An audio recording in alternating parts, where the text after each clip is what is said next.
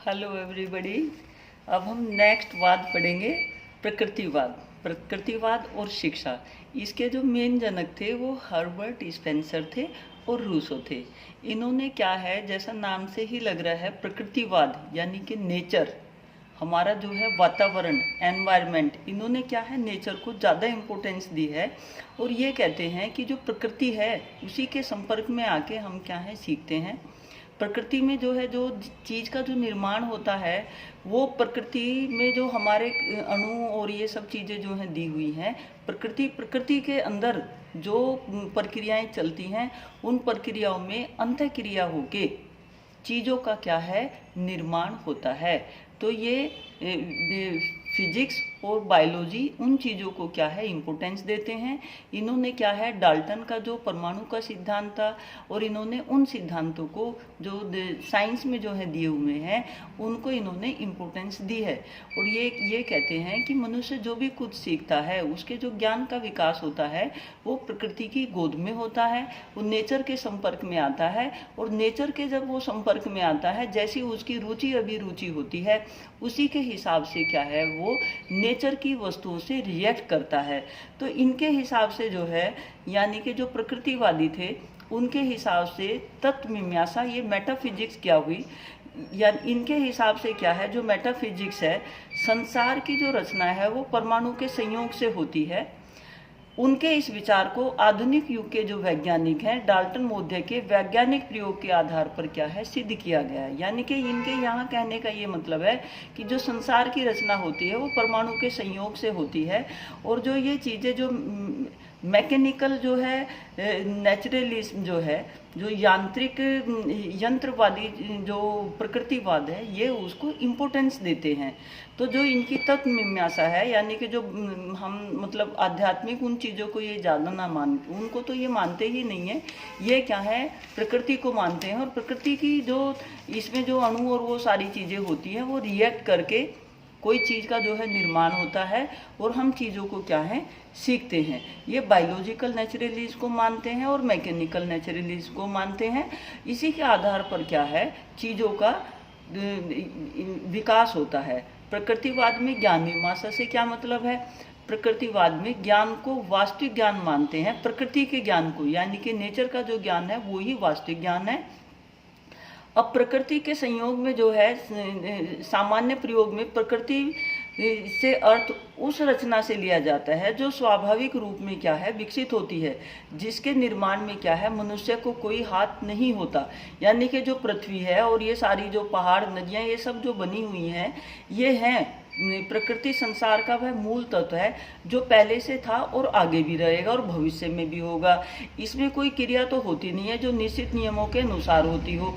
इसका जो है, ये प्रकृति जो ज्ञान मीमांसा वाली जो बात है, यहाँ इनके ये खंडन वाली बातें ज़्यादा हैं कि प्रकृति तो पहले से ही है, उसका जो है कोई प्रभाव, और वो चीज़ें मतलब जो इसके विरोधी थे वो इन चीज़ों को नकारते हैं। अब प्रकृतिवाद में मूल्य और आचार मीमांसा क्या है, प्रकृति ने जो है पदार्थों और क्रियाओं का ही सत्य मानती है। यानी कि जो पदार्थ हैं और उनमें जो क्रियाएं होती हैं उनको ही सत्य मानती है। स्पष्टीकरण में ये कहते हैं, मनुष्य की भी अपनी एक प्रकृति है, मनुष्य की भी अपनी एक नेचर होती है, उसकी है प्रकृति अपने में से, मतलब किसी में जो है कैसी प्रकृति है, किसी दूसरे में कैसी प्रकृति है, कैसी नेचर का है, उसके अनुकूल आचरण करने में जैसा जो है मतलब जैसी हम प्रकृति के होंगे, नेचर के होंगे, वैसा ही आचरण करने में क्या है, हमें सुख मिलता है। और उन्हीं चीज़ों को क्या है, हम अपने इर्द गिर्द रखते हैं जो हमारे आचरण, आचार विचार से मेल खाती हो।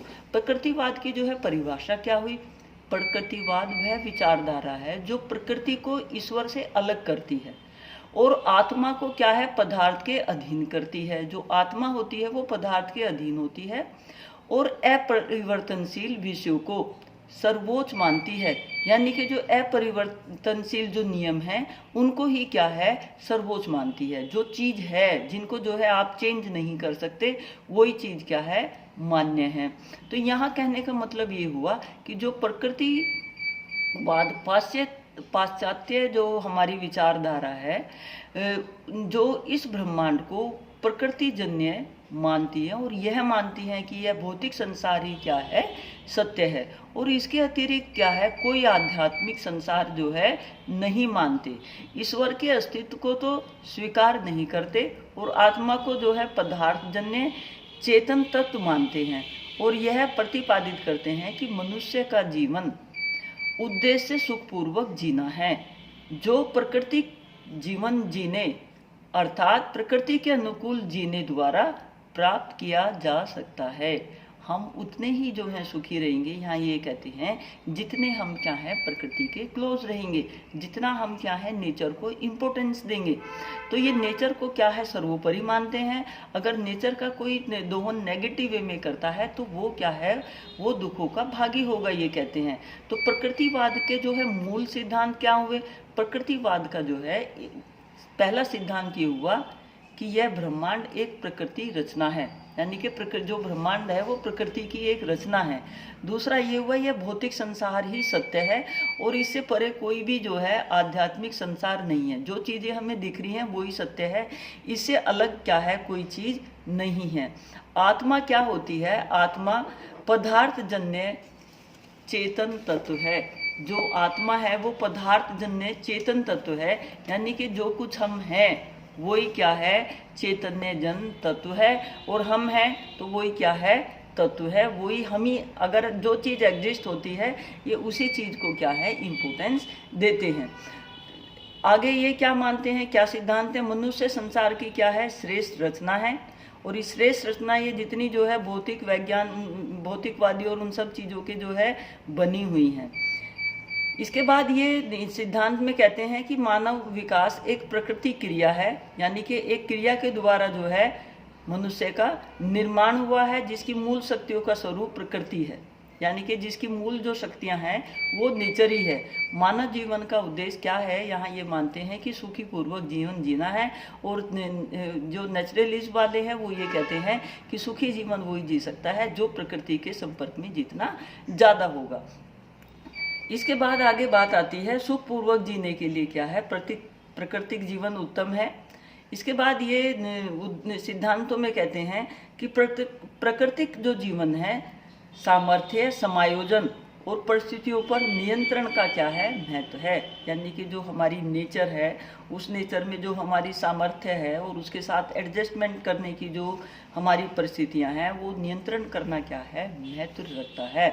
राज्य, इसके बाद ये कहते हैं राज्य की केवल व्यवहारिक सत्ता है। जो राज्य, ये प्रकृतिवादियों के जो जनक थे रूसो, राज्य का जो है मूल्यांकन व्यक्तियों के हित की दृष्टि से करते हैं, और ये कहते हैं कि इसके विरोध में उन्होंने जनता के लिए जनता के शासन का नारा लगाया, और इन्होंने कहा कि विज्ञान के क्षेत्र में वे आदर्शवादियों के जनक मानते हैं, पर शिक्षा के क्षेत्र में इन्होंने राज्य के कठोर नियंत्रण का विरोध किया है, यानी कि कोई नियंत्रण से, कंट्रोल से कोई कार्य बेटर नहीं हो सकते।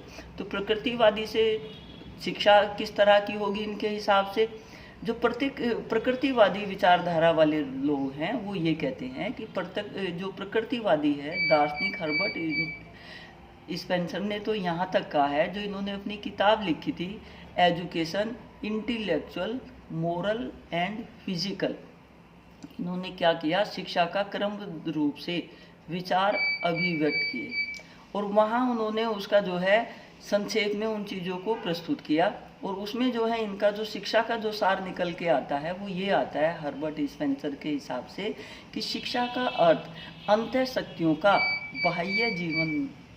बाह्य जीवन से क्या है समन्वय स्थापित करना है, यानी कि जो हमारी अंतः शक्तियाँ होती हैं उनका बाह्य वातावरण के साथ जो हमारा क्या है एडजस्टमेंट है वही क्या है शिक्षा है, यानी कि जो बाह्य शक्तियों के साथ हम जितने क्या है अपने आप को एडजस्ट कर लेंगे उतने ही क्या है हम शिक्षित होंगे। फिर इनके हिसाब से शिक्षा के उद्देश्य क्या हुए, शिक्षा का उद्देश्य जो हुआ इनके हिसाब से वो मूल प्रवृत्तियों का जो हमारी टेंडेंसी होती हैं उनका क्या है विकास करना है, जो हमारी टेंडेंसी होती हैं उनको क्या है विकसित करना ही क्या है मूल प्रवृत्तियों का विकास करना सबसे जरूरी है। ये इसके बाद कहते हैं जीवन संघर्ष के लिए शक्ति तथा योग्यता का जो है विकास अनिवार्य है। ये कहते हैं कि मनुष्य को पर्यावरण के अनुकूल बनना चाहिए, और अनुकूल बनने के लिए ही क्या है, शिक्षा दी जाती है। ये कहते हैं कि मनुष्य को प्राकृतिक जीवन जीने योग्य बनाना, और जो हम शिक्षा दी जाए वो प्रकृति के अनुकूल, यानी कि हम नेचर से एडजस्ट कर सकें। संपूर्ण जीवन की तैयारी के लिए क्या है, नेचर से साथ जो है एडजस्टमेंट अनिवार्य है। ये जातीय गुणों का जो है विकास करने पर भी वो जोर देते हैं। ये कहते हैं कि सभी लोगों के, सभी के जो है अनुभव और एक्सपीरियंसेस अलग अलग होते हैं, इसीलिए जो सबका विकास होगा वो नेचर के संपर्क में आके अलग अलग होगा, क्योंकि जो सबकी अंतर्निहित शक्तियाँ हैं वो सभी मनुष्यों की क्या होती हैं, अलग अलग होती हैं, सबकी एक समान नहीं होती। तो जैसी उसकी अंतर्निहित शक्ति होगी वो उसी हिसाब से जो प्रकृति है उससे रिएक्ट करेगा, और उसी हिसाब से जो है अपना विकास करेगा, क्योंकि सभी मनुष्यों में समान शक्ति अंतर्निहित नहीं होती। इनके हिसाब से पाठ्यक्रम क्या होगा, जो पाठ्यक्रम होगा प्रकृतिवादियों के हिसाब से, उसमें प्रकृति के साथ, यानी कि जो इनका जो मेन उद्देश्य है करिकुलम का, उद्देश्यों के अनुकूल ही प्रकृतिवादियों ने पाठ्यक्रम का क्या है निर्माण किया। और इन्होंने कहा कि पूर्ण जीवन व्यतीत करने के लिए क्या है, मनुष्य को तैयार करने के लिए उसे आत्मरक्षा के कार्य, जीविकोपार्जन के कार्य, वंश वृद्धि और क्या है शिशु मतलब बच्चों का जो है डेवलपमेंट और उनके रक्षा संबंधी कार्य, सामाजिक और राजनीतिक संबंधी कार्य, और अवकाश के समय में क्या है अपना सदुपयोग करके सफलतापूर्वक जीना, ये हमारा मुख्य उद्देश्य होता है। तो इन्होंने क्या किया, जो इनके हिसाब से जो करिकुलम होना चाहिए वो आत्मरक्षा के लिए तो जरूर होना चाहिए, उसमें जो है स्वास्थ्य विज्ञान, उसमें जीविकोपार्जन के तरीके, उसमें गणित भूगोल इन्होंने जो है सभी रखे, और वंश वृद्धि पे भी इन्होंने जो है जोर दिया, और शिशु रक्षा के लिए जो है शरीर विज्ञान, बाल मनोविज्ञान और गृह विज्ञान, और सामाजिक और राजनीतिक, ये सभी जो है इन्होंने सब्जेक्ट जो है उनको क्या है इन्होंने इम्पोर्टेंस दी। और ये सभी जो सब्जेक्ट इन्होंने रखे वो इस तरह से रखे कि ये जो यहाँ इन विषयों में जो इन्होंने ज्ञान दिया, वो ज्ञान पे भी जो इनका जोर था वो ये था कि हम नेचर से कैसे एडजस्ट कर सके। इसके बाद जो है शिक्षण की जो विधियां हैं, इन्होंने यहाँ शिक्षण की विधियों में सबसे ज़्यादा जो जोर डाला है वो डाला है प्रकृति की सत्ता के ऊपर। जो प्रकृति की जो सत्ता है, जो हमारी नेचर है, वो ही क्या है अपने आप में सर्वोपरि है, और प्रकृति की ओर लौटो, ये इनका जो है अपने उसका जो है नारा था कि वही मनुष्य जो है सुखी रहेगा जो प्रकृति के जो है संपर्क में रहेगा और प्रकृति से जो है एडजस्ट करके रहेगा। जैसी यानी कि नेचर को इन्होंने सबसे ज़्यादा क्या है इम्पोर्टेंस दी है। ये कहते हैं कि बच्चों को स्वयं अनुभव करके जो है चीज़ों को सीखना है, बच्चों को जो है खुले वातावरण में रखो, प्रकृति के संपर्क में आके अपने जो है अंतर्निहित शक्तियों के हिसाब से बच्चा जो है ज्ञान को ग्रहण करेगा, और जो ज्ञान ग्रहण करेगा वो बच्चा ज्ञानेंद्रियों के द्वारा करेगा, वो किसी टीचर के प्रेशर से या टीचर जो है कोई मतलब उस पर कोई फोर्स डाले वैसे वो नहीं सीखने का। अनुशासन के संदर्भ में ये कहते हैं कि जो अनुशासन होता है इनके हिसाब से वो आध्यात्मिक स्वरूप को जो है आत्मा के आध्यात्मिक जो स्वरूप है उसको स्वीकार करते हैं, और ये कहते हैं कि जो तो उसे एक पदार्थजन्य क्रियाशील तत्व मानते हैं। इनके अनुसार प्राकृतिक स्वयं में शासित होनी ही सच्चा अनुशासन है, यानी कि इस अनुशासन की प्राप्ति के लिए क्या है किसी भी बाह्य जो है हस्तक्षेप की जरूरत नहीं होती, यानी कि जो नेचर है वो खुद जो है अपने आप से मतलब इस तरह से जो हम मनुष्य जो हैं अनुशासन के संदर्भ में इन्होंने कहा है कि प्रकृति मनुष्य को क्या है खुद अनुशासित कर लेती है जब जो है प्रकृति का दोहन मनुष्य के द्वारा गलत तरीके से किया जाता है। तो अनुशासन के लिए क्या है कोई इन्होंने दंडात्मक उन सब चीज़ों में जो है कोई विश्वास नहीं रखते, कोई जो कठोर और जो है ये तर्क विहीन जो बातें हैं ये दंड व्यवस्था उन सब चीज़ों को जो है ये बिल्कुल नहीं मानते। ये क्या है स्वच्छंद वातावरण में स्वच्छंद विचार जो हैं विकसित करने पर ज़्यादा जोर देते हैं, और ये टीचर की भी जो है ज़्यादा इम्पोर्टेंस नहीं मानते। ये शिक्षक के लिए जो है कहते हैं, इन्होंने शिक्षक के लिए कोई महत्व नहीं दिया। इन्होंने कहा कि शिक्षक को दूषित समाज का एक अंग है, और वो दूषित समाज का अगर वो अंग है तो वो बच्चों को अच्छी शिक्षा कैसे दे सकता है। तो शिक्षक की यहाँ कोई इम्पोर्टेंस इन्होंने नहीं की। इन्होंने शिक्षक को क्या है एक दूषित प्राणी दूषित समाज का जो है माना है, और बच्चों को जो है इम्पोर्टेंस दी है कि वो नेचर के संपर्क में जाएं और वहाँ चीज़ों को जो है ज़्यादा से ज़्यादा सीखें। तो यहाँ ये क्या है, जीव विज्ञानवादी और प्रकृतिवादी बच्चों को इन्होंने क्या है उस चीज़ को जो है ज़्यादा महत्व दिया है, प्रकृति को। यहाँ टीचर जो है प्रकृति है, शिक्षक जो है यहाँ नेचर है। बिल्कुल इन्होंने जो है प्रकृति जो है सबसे ज़्यादा इम्पोर्टेंट मानी है। इसके बाद बच्चे के संदर्भ की, बच्चे की जो है क्या बात विशेष है, प्रकृतिवादी बालक को शिक्षा का केंद्र मानते हैं। बच्चा शिक्षा ग्रहण करने के लिए पैदा नहीं होता, अपितु उसका विकास करने के लिए शिक्षा का निर्माण किया जाता है। बिल्कुल सही बात की है कि बच्चा जो पैदा हुआ है वो शिक्षा ग्रहण करने के लिए नहीं हुआ, बल्कि शिक्षा क्या है ऐसी होनी चाहिए जो बच्चे का जो है बेहतर निर्माण कर सके। विद्यालय क्या होने चाहिए, इन्होंने विद्यालय को कोई आवश्यकता नहीं समझते। ये कहते हैं कि बच्चा जो है नेचर में जाए, यानी कि जो अपने चारों तरफ का जो वातावरण है उसमें जाए और वहाँ जाके क्या है शिक्षा ग्रहण करे। अब इसके बाद बात आती है कि जो प्रकृतिवादी थे उनके हिसाब से शिक्षा में उनका क्या योगदान रहा। इन्होंने जो है जो नेचुरलिस्ट थे, जो नेचर है उसको इम्पोर्टेंस दी, इन्होंने ज्ञान विज्ञान को जो है इम्पोर्टेंस दी, टीचर और इन सब चीज़ों को जो है इन्होंने नकार दिया।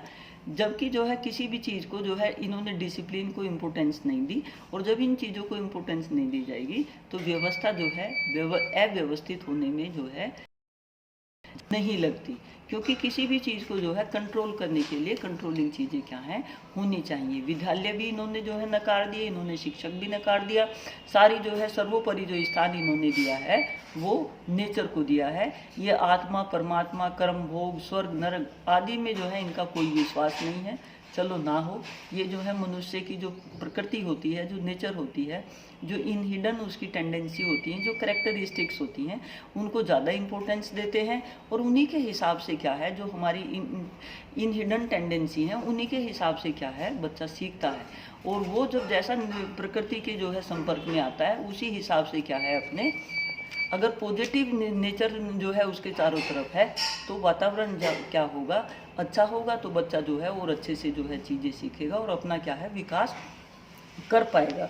तो यहाँ कहने का मतलब ये है कि प्रकृतिवादियों ने जो जन की शिक्षा है उसको जो है ज़्यादा इम्पोर्टेंस दी है। उन्होंने दूसरे स्त्री शिक्षा को भी इम्पोर्टेंस दी है, यानी कि व्यक्ति विशेष यानी कि इंडिविजुअल एजुकेशन को ज़्यादा इम्पोर्टेंस दी है। यानी कि जो भी कुछ सीखता है वो इंडिविजुअल अपनी इंडिविजुअलिटी जो उसकी इन हिडन जो उसके अंदर कैरेक्टरिस्टिक्स है उनके आधार पर सीखता है। और आध्यात्मिक का जो है इन्होंने कोई ज़्यादा इम्पोर्टेंस नहीं दी है। समाज यानी कि प्रकृति, सामाजिक और आध्यात्मिक का जो है विकास तो होना चाहिए, लेकिन ये कि भाई उसी से जो है सब कुछ होता हो, उन चीज़ों को इन्होंने नहीं माना।